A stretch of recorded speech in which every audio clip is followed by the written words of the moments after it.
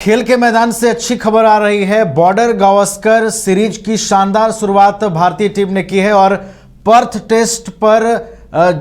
Test में जीत हासिल की है भारतीय टीम ने। और पर्थ टेस्ट में जीत हासिल कर भारतीय टीम ने बॉर्डर गावस्कर सीरीज की शानदार शुरुआत कर दी है। देखिए, बॉर्डर गावस्कर सीरीज को सबसे मुश्किल सीरीज में एक माना जाता है और कहा जाता है कि इस सीरीज पर सबसे अधिक निगाहें होती है क्रिकेट फैंस की।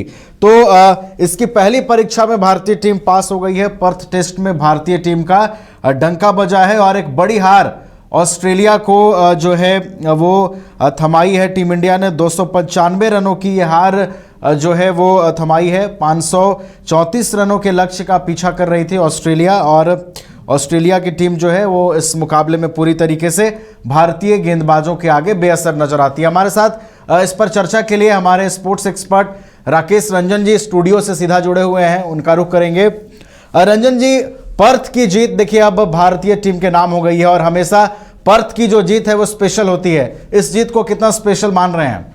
यार देखिए, पर्थ में जीतना पहले तो एक समय लगता था कि नामुमकिन सी बात है, क्योंकि पर्थ की विकेट को बहुत तेज माना जाता है। पेस और बाउंस पर्थ की विकेट की पहचान होती है और वो चीज़ जब भारत और ऑस्ट्रेलिया के बीच इस बार भी जो पहला क्रिकेट टेस्ट मैच शुरू हुआ और पहले दिन आप देखिए तो वो चीज़ें दिखी। और आपको पिच पर ग्रास थे, वो भी आमतौर पर हम भारतीय पिचों पर देखते हैं तो ग्रास जो होते हैं वो लेटे हुए होते हैं, यहाँ ग्रास आपको खड़े दिखेंगे। तो इससे बॉल में एक डिविएशन भी आपको देखने को मिलता है जो कि ज़्यादा परेशान करता है। मौसम उससे पहले जो है थोड़ा क्लाउडी रहा था, तो स्विंग था, सीम था, बाउंस था, तो बल्लेबाजी बहुत मुश्किल थी। और यही वजह है कि आपने ये चीज देखी होगी कि भारतीय टीम पहली पारी में सिर्फ 150 रनों पर जो है वो सिमट गई थी।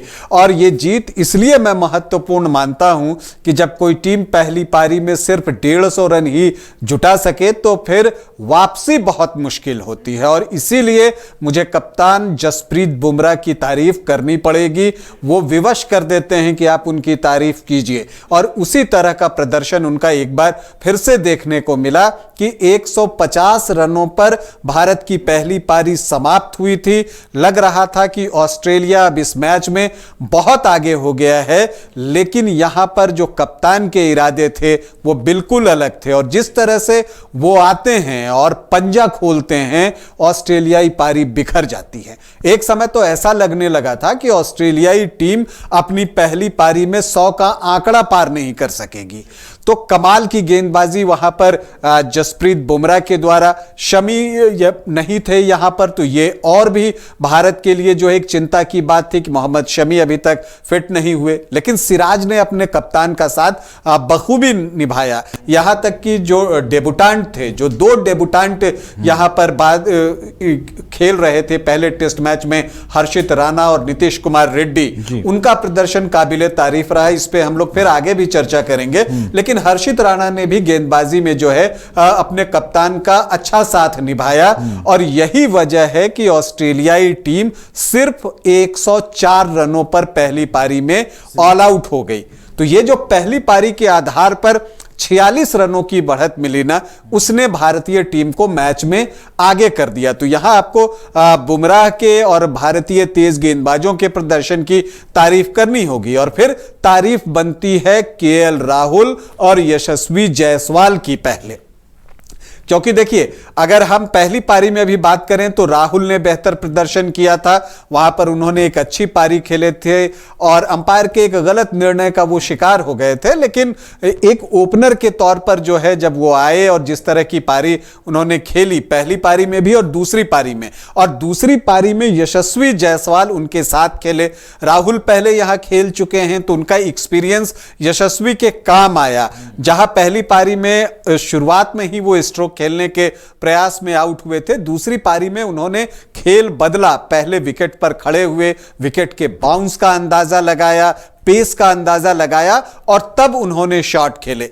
और जो ओपनिंग साझेदारी जब 200 रनों की हो जाती है तो फिर किसी भी टीम के लिए जो है वो एक नींव तैयार हो जाती है कि आप यहां से एक स्कोर की इमारत खड़ी कर सकते हैं, और रनों की इमारत जो है यहां से भारतीय टीम ने खड़ी कर दी। तो तारीफ जो पहले आप भारतीय गेंदबाजों की कीजिए, जसप्रीत बुमराह, सिराज और हर्षित राणा की, जिन्होंने मैच में वापसी कराई और आपको जो है ड्राइविंग सीट पर बिठाया। लेकिन ड्राइविंग सीट पर जब आप बैठ जाते हैं तो ड्राइव तो करना होता है ना, वहां आपको अच्छे से स्मूथली ड्राइव करने की जरूरत होती है, और यही काम ओपनिंग विकेट की साझेदारी ने की, जब केएल राहुल और यशस्वी जायसवाल ने दोहरे शतक की साझेदारी निभा दी। हालांकि केएल राहुल थोड़े अनलकी रहे, शतक पूरा नहीं कर सके, लेकिन यशस्वी जायसवाल ने शतक बनाया। और यशस्वी जायसवाल की जो एक आदत सी हो गई है कि जब वो शतक लगाते हैं तो लंबा शतक लगाते हैं, वो शतक जो होता है वो ज्यादा दूर तक जाता है, और यही चीज हमें देखने को मिली कि उन्होंने फिर से 150 का आंकड़ा पार किया, और ऐसा ये पहली बार नहीं किया। तो उनके प्रदर्शन की फिर आपको तारीफ करनी होगी, और फिर तारीफ करनी होगी उस खिलाड़ी की जिसकी हम पिछले 1.5 दशक से तारीफ करते ही रहे हैं। अब आप समझ ही गए होंगे, विराट कोहली की बात हो रही है। विराट कोहली ने जिस तरह की पारी खेली, उनके सामने विकेट गिरे हैं, उनके सामने ही यशस्वी जायसवाल आउट हुए, फिर ध्रुव जुरेल और ऋषभ पंत एक एक रन बनाकर आउट हो गए, लेकिन वो एक छोर पर जमे रहे और उन्होंने न सिर्फ विकेट बचाया बल्कि तेजी से रन भी बनाए। ये बात भी सच है कि पहले दिन जिस तरह से पिच खेल रही थी, आज दूसरे दिन लंच के बाद जो है अगर आप देखिए तो पिच ने अपना बिहेवियर पूरी तरह से बदल लिया था। बिल्कुल एक फ्लैट विकेट हो गई थी। आप पिच के कलर को देखिए तो वो चेंज हो गया था। पहले दिन हरी विकेट थी तो दूसरे दिन वो ब्राउनिश होने लगा था। अब वहां पर बल्लेबाजी थोड़ी सी आसान हो गई थी, पेस कम हो गया था, तो उसका भरपूर फायदा जो है भारतीय टीम ने उठाया और फिर दूसरी पारी में 487 रन बनाकर पारी घोषित की, जिसमें कि विराट कोहली का शतक आया।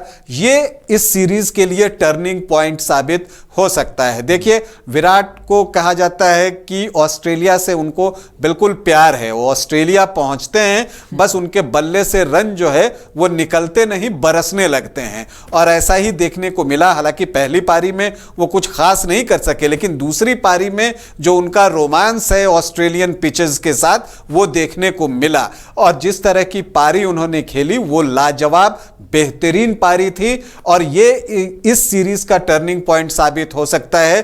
क्योंकि अगर विराट ने पहले टेस्ट में ही रन बना लिया है तो अभी 4 टेस्ट मैच आने हैं, तो अगर ये लय उन्होंने बरकरार रख दी तो फिर भारतीय टीम का काम जो है वो थोड़ा आसान हो जाएगा। ये जीत इसलिए भी महत्वपूर्ण है क्योंकि आप बिना रोहित शर्मा, बिना शुभमन गिल और बिना मोहम्मद शमी के ये टेस्ट मैच जीते हैं, तो इसलिए भी इस जीत का महत्व जो है वो बढ़ जाता है। और फिर जब दूसरी पारी शुरू होती है, और यहां पर कैप्टेंसी की दाद देनी पड़ेगी जसप्रीत बुमराह की। देखिए, आदमी कई बार होता है कि जब टीम 487 रन बना चुकी है, विराट का शतक आया है, सामने से नीतीश रेड्डी जो है धुआंधार शॉट्स खेल रहे हैं, तो आप जो है कई बार सोचते हैं कि चलो इसे जाने दो, लेकिन उन्हें पता था कि मुझे आधे घंटे ऑस्ट्रेलिया को बल्लेबाजी करानी है, क्योंकि यह बहुत मुश्किल होता है कि आप दिन भर फील्डिंग कर रहे हो और उसके बाद शाम में अचानक से, जबकि रोशनी भी थोड़ी कम हो जाती है, वहां पर आप बल्लेबाजी के लिए आते हैं। नई गेंद होती है, ऑस्ट्रेलियाई पिच होती है, उस पर थोड़ा सा अनइवन बाउंस आ चुका होता है, कुछ गेंदें उठ रही होती हैं, कुछ गेंदें नीचे रह जा रही हो, तो बल्लेबाजी मुश्किल हो जाती है। और यही चीज हुआ। 12 रनों पर 3 विकेट जो है ऑस्ट्रेलिया ने उस आधे घंटे के खेल में गंवा दिया। देखिए, जो मैकेस्वनी थे, डेब्यूटेंट थे, वो सामने आ गए जसप्रीत बुमराह के, उनको एलबीडब्ल्यू आउट किया। इसके बाद एडन लाबुशेन को था, उनको बचाने के लिए पैट कमिंस आ गए, क्योंकि उन्हें पता था कि अभी खेलना मुश्किल है, तो पैट कमिंस आ गए कि नाइट वॉचमैन के रूप में कि चलो आज मैं दिन निकाल देता हूं, 2-3 ओवर बचा है तो फिर लाबुशेन कल अच्छी बल्लेबाजी कर लेंगे। लेकिन वहां पर सिराज ने उनको आउट कर दिया। अब उसके बाद जो है लाबुशेन को आना ही पड़ा, और जब वो आए तो जसप्रीत बुमराह ने एक बेहतरीन गेंद पर उनको भी पवेलियन भेजा और ऑस्ट्रेलियाई टीम वहीं से से दबाव में भी आ गई और यह तय हो गया कि अब ऑस्ट्रेलिया इस टेस्ट को जो है वो जीत तो नहीं ही सकता है, ड्रॉ भी नहीं करा सकता, क्योंकि 2 दिन का खेल जो है बचा हुआ था। और जब चौथे दिन खेल शुरू हुआ तो शुरुआत में ही उस्मान ख्वाजा का, फिलहाल आपको रोकना चाहेंगे, बहुत तरह की आपने बातें कही और कई ऐसे फैक्टर्स रहे जो इस जीत में देखने को मिले। आपने दोनों पारियों का जिक्र किया, जिस तरीके से दोनों ही पारियां यहां पर घटी, शानदार बल्लेबाजी हुई दूसरी पारी में। आपने यशस्वी जायसवाल की पारी का जिक्र किया। इसके अलावा जिस तरीके से लोकेश राहुल ने बल्लेबाजी की, पहली पारी में जरूर थोड़ी सी निराशा उन्हें हाथ लगी थी जिस तरीके से अंपायर ने फैसला दिया। राकेश जी, और भी देखिए कई महत्वपूर्ण चीजें हैं। आपने विराट कोहली की पारी का जिक्र किया, भले ही यशस्वी जायसवाल ने सबसे बड़ी पारी खेली हो, लेकिन जो वापसी विराट कोहली ने की है राकेश जी, वो बहुत स्पेशल है उनके फैंस के लिए, क्रिकेट के चाहने वालों के लिए। और एक और आपने अच्छी चीज का जिक्र किया, आपने बताया कि ऑस्ट्रेलिया की पिचों से विराट कोहली को प्यार है और ये जो प्यार बढ़ता है रन खूब बरसते हैं। यानी कि अब ये संकेत भी है राकेश जी की इस पूरे बीजीटी में अब ये प्यार खूब बरसने वाला है ऑस्ट्रेलिया में। या ऐसे भी अगला टेस्ट तो एडिलेड में होना है और एडिलेड से तो उनका रोमांस चलता है, तो वहां पर भी जो है ऑस्ट्रेलियाई टीम को ये देखना पड़ेगा कि वो किस तरह से विराट कोहली के लिए प्लान करके आते हैं। देखिए, एक रिकॉर्ड ब्रेकिंग इनिंग थी विराट कोहली की, कितने रिकॉर्ड टूट गए। देखिए यहां पर ऑस्ट्रेलिया में ऑस्ट्रेलिया के खिलाफ जो सर्वाधिक 6 टेस्ट शतक लगाने का रिकॉर्ड था वो सचिन तेंदुलकर के नाम था। ये विराट कोहली का 7वां टेस्ट शतक है, तो वो रिकॉर्ड उन्होंने तोड़ा। अब वॉली हेमंड के साथ वो किसी विजिटिंग बैट्समैन के द्वारा जो है सबसे ज्यादा शतक लगाने वाले बल्लेबाज बन गए हैं, तो ये एक रिकॉर्ड हुआ। 29 टेस्ट शतकों का रिकॉर्ड जो है वो महानतम डोनाल्ड ब्रेडमैन का था, उस रिकॉर्ड को भी उन्होंने तोड़ दिया क्योंकि ये उनका 30वां शतक है। तो ये भी टेस्ट शतक की मैं बात करूं तो ये 30वां टेस्ट शतक है। इसके अलावा ऑस्ट्रेलिया में ये उनका 10वां इंटरनेशनल शतक है, तीनों फॉर्मेट मिला के। तो आप इतने शतक किसी और ने नहीं लगाए हैं, तो इसी से पता चलता है कि उनका ऑस्ट्रेलिया से कितना याराना है और कितना रोमांस है उनका वहां की पिचेस से, वो देखने को मिलता है। और ये जीत जो भारत ने हासिल की है वो ऐतिहासिक जीत है।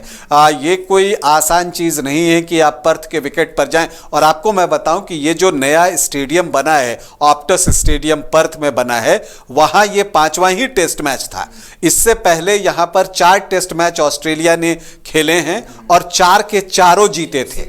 करने वाला था। जी हाँ, ये पहली हार उनके लिए है। और इसके अलावा यहां पर इस चीज को भी देखिए कि जो ऑप्टस स्टेडियम में पहला टेस्ट मैच है वो 2018 में खेला गया था और वो भारत और ऑस्ट्रेलिया के बीच ही हुआ था।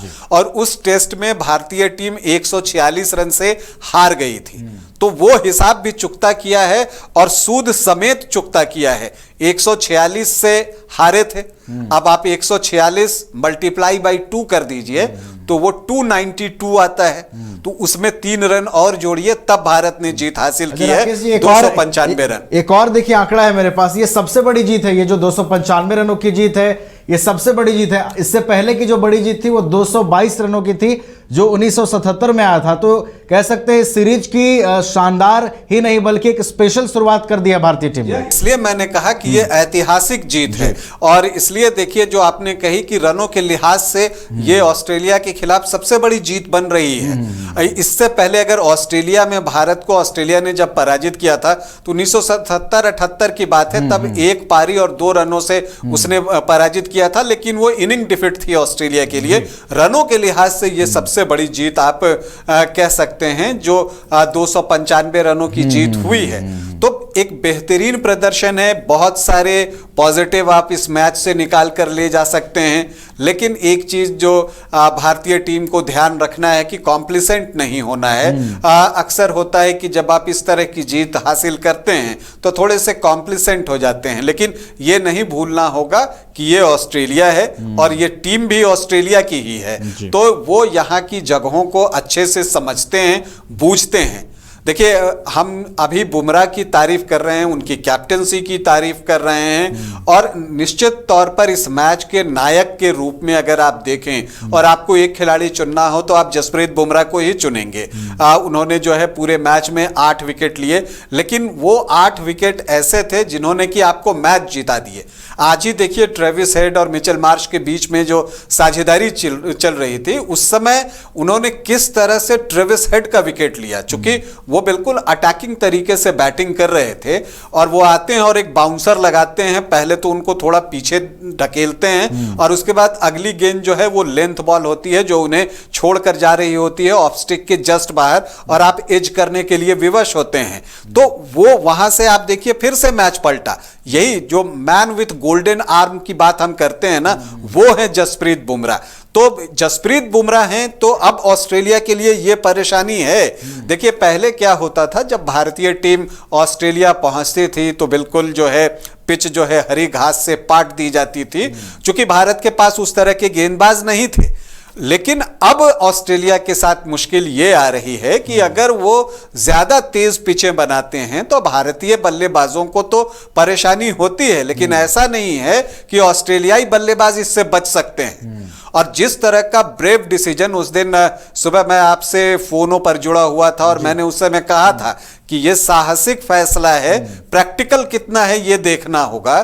तो देखिए, यह इतना साहसिक और निडरता के साथ लिया गया फैसला था कि आप 150 पे सिमट गए। उस समय लगा कि यह प्रैक्टिकल फैसला नहीं है, लेकिन जसप्रीत बुमराह ने जो बातें टॉस के वक्त कही थी कि मैं जानता हूं कि यह पिच समय के साथ तेज होगी, तो उन्होंने उस समय अपने बल्लेबाजों को डाला जब पिच पर उतनी गति नहीं थी, सिर्फ स्विंग और सीम था। लेकिन जब भारतीय पारी जल्दी सिमट गई और ऑस्ट्रेलियाई टीम बल्लेबाजी के लिए आई, तो देखिए उसी दिन 7 विकेट जो है भारतीय टीम ने निकाल लिए ऑस्ट्रेलिया के, क्योंकि पिच की गति बढ़ते चली जा रही थी।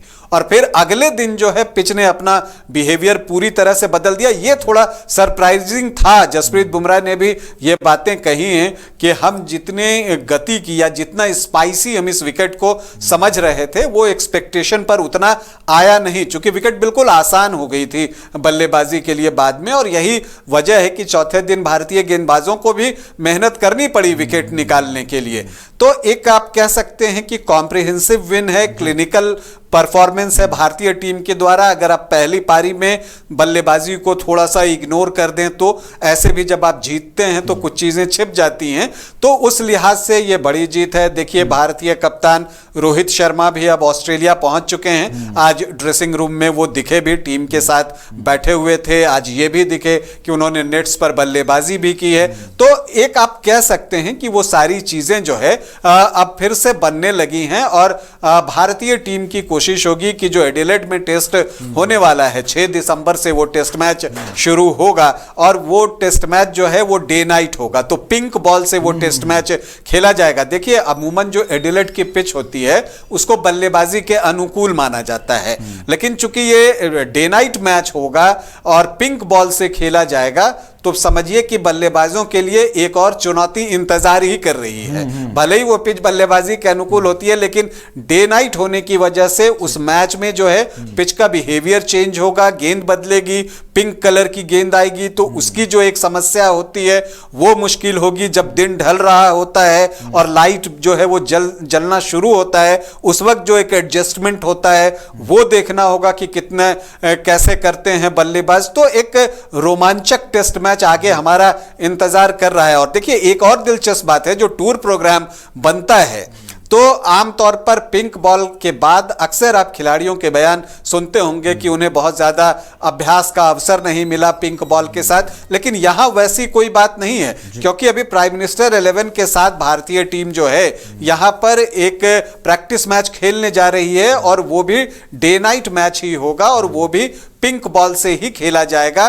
तो ये एक चीज आपको फिर से देखने को मिलने वाली है। चलिए, तो अब पिंक टेस्ट का इंतजार है दर्शकों के लिए। पिंक टेस्ट एक क्रिकेट ट्रीट की तरह होता है, इसे देखना सभी पसंद करते हैं। राकेश जी, आखिर में एक छोटी सी चीज आपसे समझना चाहेंगे देखिए, न्यूजीलैंड के साथ जब टेस्ट सीरीज में टीम इंडिया को हार मिली थी, बहुत चर्चा थी, टीम इंडिया के मैनेजमेंट वगैरह पे सवाल उठे, कई तरह की बातें हुई और ये माना जाने लगा कि ऑस्ट्रेलिया में कैसे होगा। लेकिन भारतीय टीम के इस प्रदर्शन ने सबको जवाब भी दिया है और टीम के अंदर मतलब पूरे खेमे में हम कह सकते हैं कि उत्साहवर्धक ये जो आज परिस्थिति है वो बन के दिखाई दी है। या देखिए, न्यूजीलैंड के खिलाफ जो टेस्ट मैचेस खेले गए वो बिल्कुल अलग कंडीशन में खेले गए और हमने रिसेंट पास्ट में देखा है कि इंडियन बैटर्स को स्पिनर्स के खिलाफ जो है बेहतर खेलने में इन दिनों थोड़ी दिक्कत हो रही है और पेस बॉलर्स के खिलाफ इंडियन बैटर्स ज़्यादा बेहतर प्रदर्शन कर रहे हैं और ये चीज़ देखने को हमें मिली कि न्यूजीलैंड सीरीज में जो है इंडियन बैटर्स स्पिनर्स को बेहतर तरीके से नहीं खेल पाए,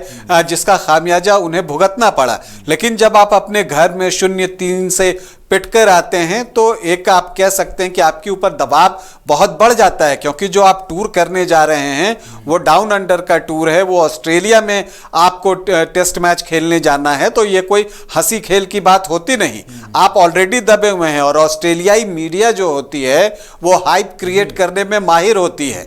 हम लोग तो कई बार बैलेंस बातें करते हैं, ऑस्ट्रेलियन मीडिया जो है बिल्कुल बैलेंस नहीं रहती, वो अपनी टीम की तारीफ में तो कसीदे गढ़ती ही है, लेकिन अपोनेंट टीम को वो टीज करते हुए आपको दिखेगी। जो वहां के पुराने खिलाड़ी हैं वो आपको तरह तरह की बातें करेंगे, आपके ऊपर मनोवैज्ञानिक दबाव बनाने की कोशिश की जाती है और ये बातें कही जाने लगी थी कि अब जब भारतीय टीम आ रही है तो वो तो पिटकर आ रही है, मनोबल गिरा हुआ है। लेकिन यहां पर भारतीय टीम ने दिखाया, अपना कैरेक्टर शो किया है कि ये वो टीम नहीं है। और एक बात और है, कई बार मैंने ये बातें अपने प्रोग्राम में कही हैं कि जब आप जिस तरह की अटैकिंग क्रिकेट इन दिनों भारतीय टीम खेलती है उसमें कोई दिन आपका हो सकता है लेकिन कोई दिन आपका बिल्कुल भी नहीं होगा, क्योंकि जब आप स्ट्रोक खेलने जाते हैं, पॉजिटिव क्रिकेट खेलने जाते हैं तो आप अपने विकेट भी गंवाते हैं, ये होता है। और यही चीज न्यूजीलैंड सीरीज के दौरान भी घटी,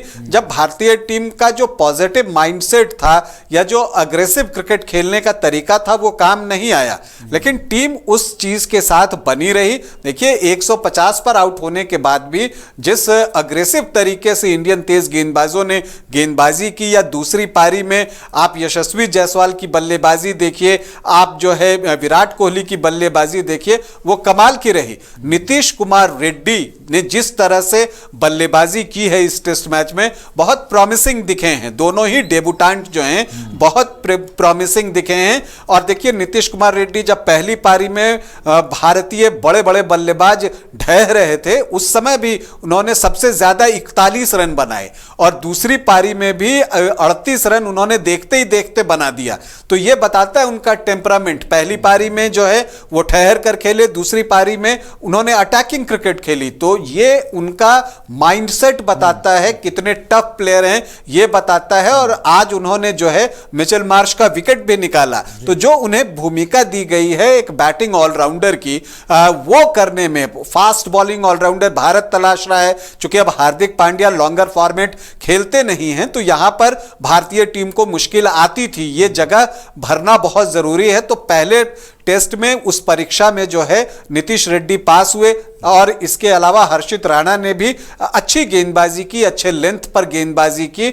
और जो आमतौर पर होता है कि जब आप ऑस्ट्रेलियन पिचेस पर पहुंचते हैं और जो नए युवा गेंदबाज होते हैं जब पिच को उस तरह से देखते हैं, ग्रास देखते हैं, तो वो कैरिड अवे हो जाते हैं, बहुत ज्यादा शॉर्ट गेंदें फेंकने लगते हैं। लेकिन उनके लिए अच्छी बात थी कि वहां पर कप्तान जो थे वो जसप्रीत बुमराह थे, तो उन्होंने जो है उनको बिल्कुल संयमित रखा और उन्हें बताया कि आपके लिए राइट एरिया क्या है, कहां गेंद आपको डालनी है। और यही काम हर्षित राणा ने किया और इसका फल भी उन्हें मिला। तो एक टेरिफिक विक्ट्री आप कह लीजिए, शानदार जीत, भारतीय टीम को बहुत बधाई। और हम उम्मीद करते हैं कि आने वाली सीरीज के जो अब 4 टेस्ट मैच बचे हैं वो और भी एक्साइटिंग होंगे, जबरदस्त होंगे। रोहित शर्मा की वापसी हो चुकी है, हम उम्मीद करते हैं कि शुभमन गिल भी जो है वो पूरी तरह से फिट हो गए होंगे। हालांकि शमी के बारे में अभी और कोई सूचना नहीं है, अब अगर शमी भी वहां पहुंच जाते तो और बेहतर होता।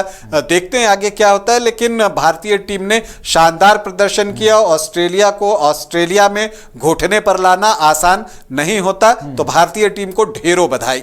चलिए, तो पर्थ टेस्ट में भारतीय टीम का डंका बजा है और 295 रनों की सबसे बड़ी जीत ऑस्ट्रेलिया में हासिल की है टीम इंडिया ने। और बॉर्डर गावस्कर सीरीज में भारत ने 1-0 की बढ़त भी बना ली है और अगला मुकाबला जो है वो अब 6 दिसंबर से एडिलेड में खेला जाएगा। पिंक टेस्ट का यह मुकाबला होगा जिसका सभी दर्शकों को इंतजार भी है। बहुत बहुत फिलहाल धन्यवाद राकेश जी आपका हमारे साथ इस कार्यक्रम में जुड़ने के लिए, तमाम जानकारियों के लिए। तो फिलहाल इस कार्यक्रम में हमारे साथ इतना ही।